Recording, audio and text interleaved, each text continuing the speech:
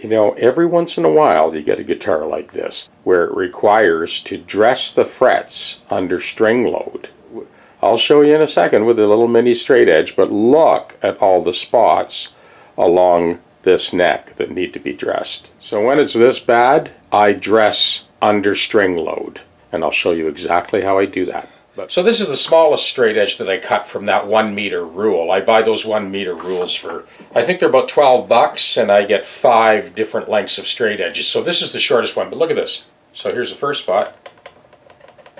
This fret all the way across. One spot only here. Bass is good. Actually 2 spots here and here. Treble strings are fine. Up here, another couple spots. Anyway, you can see all over the neck we got issues. So here's how I set up to do this. It's a pretty simple solution, low-tech solution to a high-tech problem. I don't need to spend $135,000 on a fret dressing machine. I don't need to clamp the guitar down and have a bunch of dial calipers and rods up the back of the neck. Have a look at this. So the guitar is tuned up to concert pitch. I'm paying very close attention to where that string wraps around the post. I'm going to count back 6 turns. 1, 2, 3, 4, 5, 6. So next I'm going to just hike those strings up here. I'm going to pull that back. You've heard me say this before, and I'll say it again. The first fret is covered because the first fret is the only fret that is allowed to be a little too high. Now I come down this end in between the pickups and we slip, you guessed it, another piece of hockey puck under the strings. So now I'm bringing you in for an aerial view of these strings, because what I want you to pay attention to here is where the string is tensioned on the post. We did 6 turns. Well, I'm going to bring it 1, 2, 3, 4. Next string, same thing. 1, 2, 3, 4. The last string.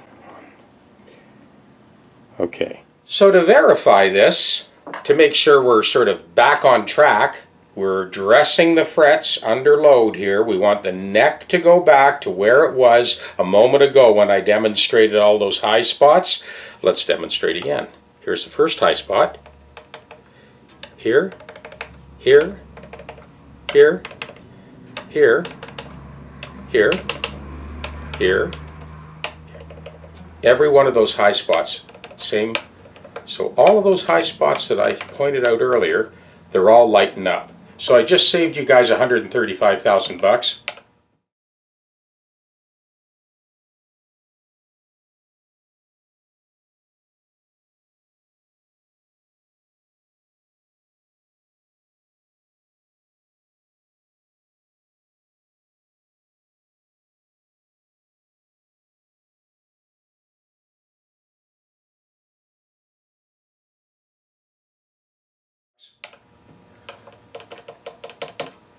I rest my case. Okay, so now we dress the frets under load. Watch how simple this is. So what I have here is a single cut fine mill bastard 6-inch. Now I can slip it underneath the strings and just gently hit those high spots.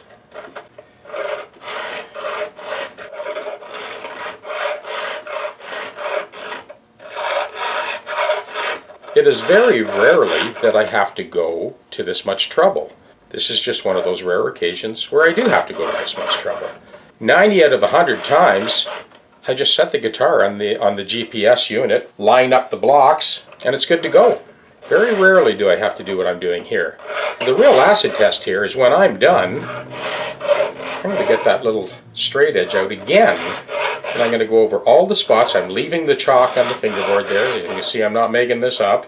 And we're going to check every single one of those high spots again. This 5th fret was high all the way across, so we're going to get it all the way across. So we're going to hit it all the way across.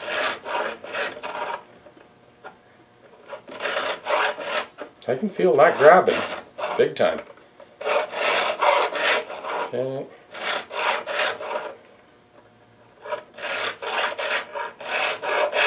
And I'm just working that one spot. The idea is, and it's pretty easy to do, we want to move along the trajectory of the string path. You don't see me filing across. I'm going along the length of the string path. So let's get our little straight edge out again. So here's our first high spot. Perfect. The next one was here. That's gone. This one, that's taken care of. This is taken care of. There you go.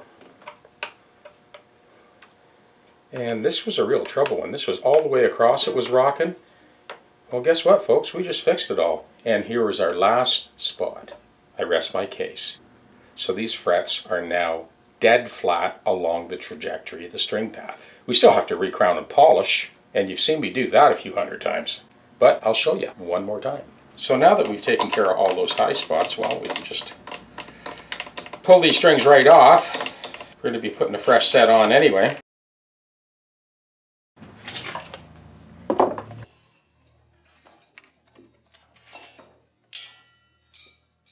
You know, it's funny that they would go to all that trouble to get that beautiful press fit on the posts, but look at the posts themselves. Look at how much... Okay, we're going to take care of that. Even these weird shaped Explorer bodies pose no threat whatsoever to the tech deck. We've got this completely secured. I want to bring you in because I got a tip actually from one of my Level 2 students many years ago. Mark showed up to class with a little leather tab that he'd made up at home to catch the guitar by the center pin. Let me explain. So as you've seen in many of the videos, we have these shorter straps that are used to cinch the neck down on the neck assembly. What I've ended up doing to secure these strange shapes, the strap button is dead center in the body, right along the center of the trajectory of the neck. So I use two of these shorter straps and then hook them through the cinch hooks on either side, and that basically immobilizes this end of the guitar. So what I'm doing on this side is I'm coming off the cinch hook. I go over this extended horn, or whatever you want to call it, and then I come up the other side like this, feed it through this cinch hook, and just snug it down, and that's good. This is rock solid. It's not going anywhere. So all of these high spots that we just nicked a minute ago with that file, all those spots were so lightly dressed that none of them require recrowning with a crowning file. Yet they posed enough of a problem that the action had to be hiked up ridiculously high to get rid of the buzzing all over the neck. And this is a brand new guitar. There's the box it came in. This guy got a super deal on this guitar. He picked it up used because the original owner, well, he couldn't play it. So obviously he was discouraged and just blew it out. So by the time Patrick pays for the work that I'm doing, he'll have gotten a mint Explorer that plays perfectly in tune, end to end, plays buttery smooth for a fraction of the price he would have paid. These are the pine fret dressing blocks that I made up for my students for years and years and years. So there's a flexible vinyl material over that pine. We slip the sandpaper over that. The sandpaper actually slurs and distorts and flexes over those crowns.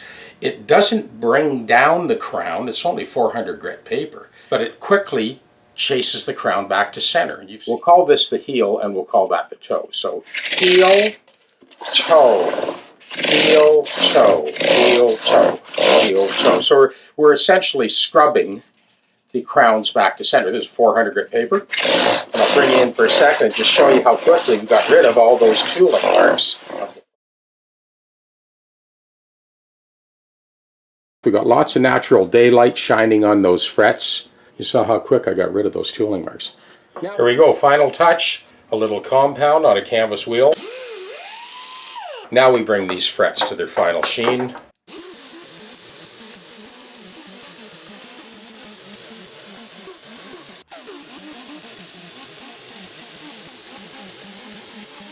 I still have to oil the fingerboard and just wipe off the compound.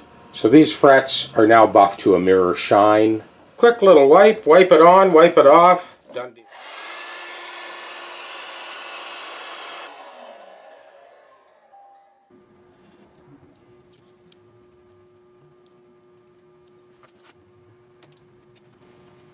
Oh, that was easy enough. Gotta love those plastic injection molded nuts.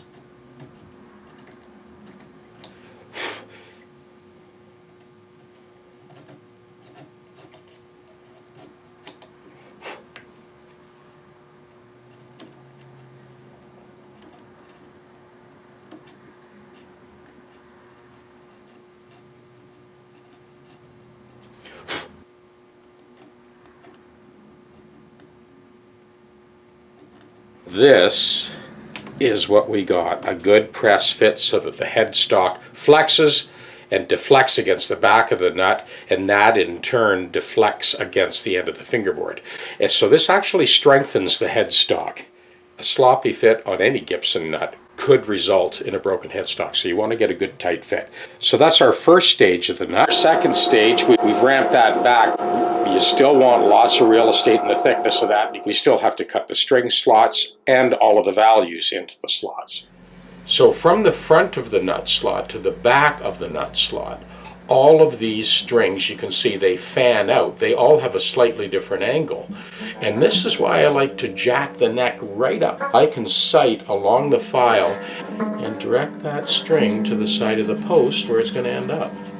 To get rid of all that kinking and grabbing at the headstock and put a little bit of paraffin wax in there, that issue's gone forever.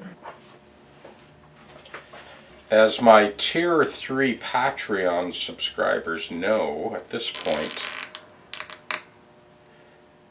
we do all our finessing. So now that all the values have been cut and verified, now we make it look pretty. We got the height of the strings at the nut, so the open string and first frets are in tune.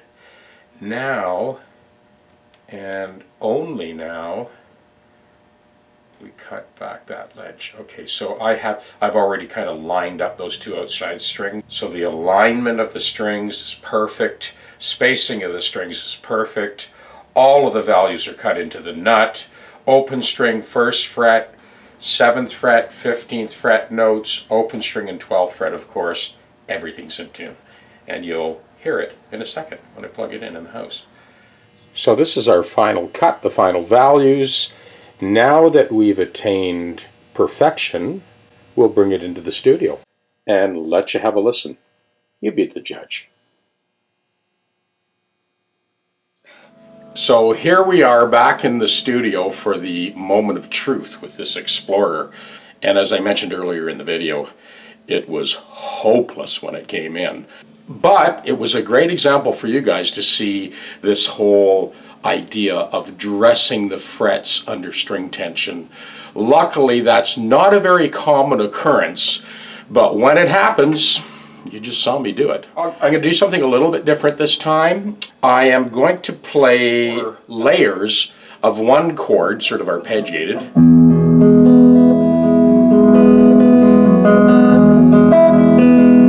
Then I layer this.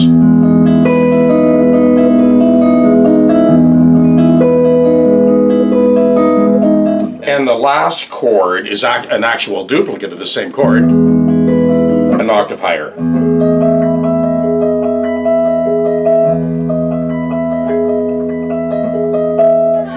So here's all three of those E major 7, E major 9 chords kind of layered. And this is what they sound like.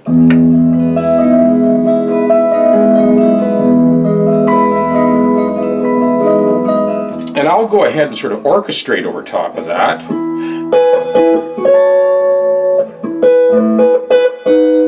Or blow over top of it.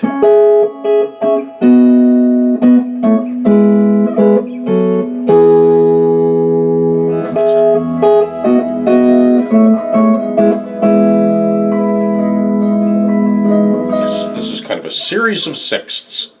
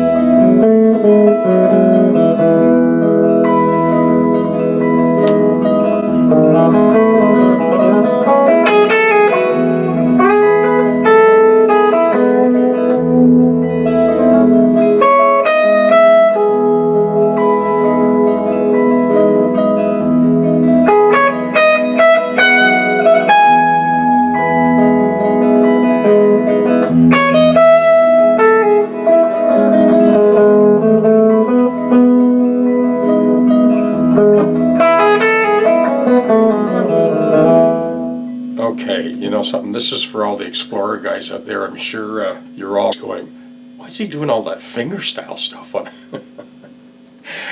Okay, I've made my point about the intonation. You know, I have to say that the Explorer, you know, like, it's a weird body to kind of look at, but it is one of the most comfortable electric guitars to kind of sit and play with. This great big extended horn is perfect for resting your elbow on. Your hand just falls right over the bridge. Anyways, very comfortable guitar to play and to sit with especially. So I've recorded kind of a B blues vamp, you know, so you can actually hear these pickups, right? I've got them all set up, and I'll just play for a minute or so and just let you hear this thing. I mean, it's like a searing blues guitar. So here we go.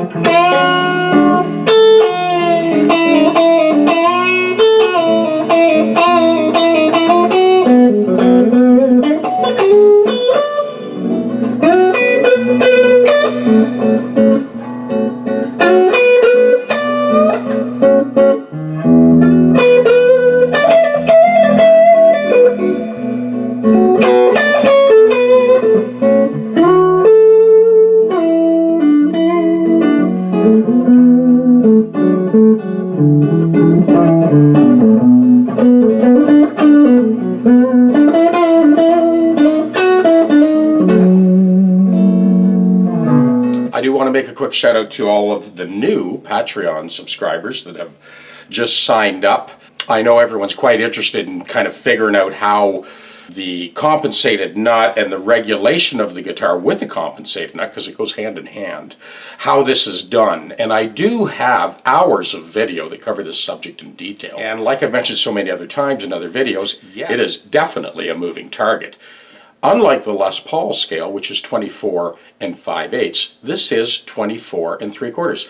1/8 of an inch difference. But you know something? The minute you pick this guitar up, you can feel it right away. And I've always been fascinated by the ability of human touch. You could try this little experiment. You could pick up a piece of paper that is 12 thou, and then you could pick up another piece of paper with your other hand that is 9 thou.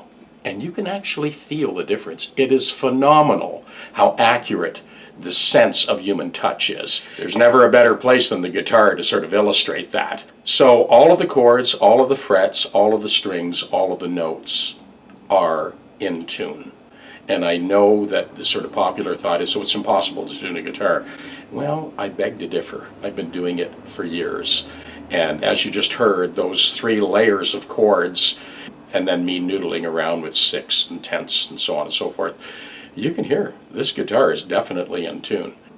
So again, quick shout out to all my Patreon and my YouTube subscribers. I've been a voice in the wilderness for so long that I'm kind of shocked. I guess, you know, with all this sort of lockdown, people are surfing the net, and I've watched my subscriber base go from, you know, 1,000 subscribers to 5,600 subscribers in 3 weeks. I've also watched the video views go from, you know, 350 a week to,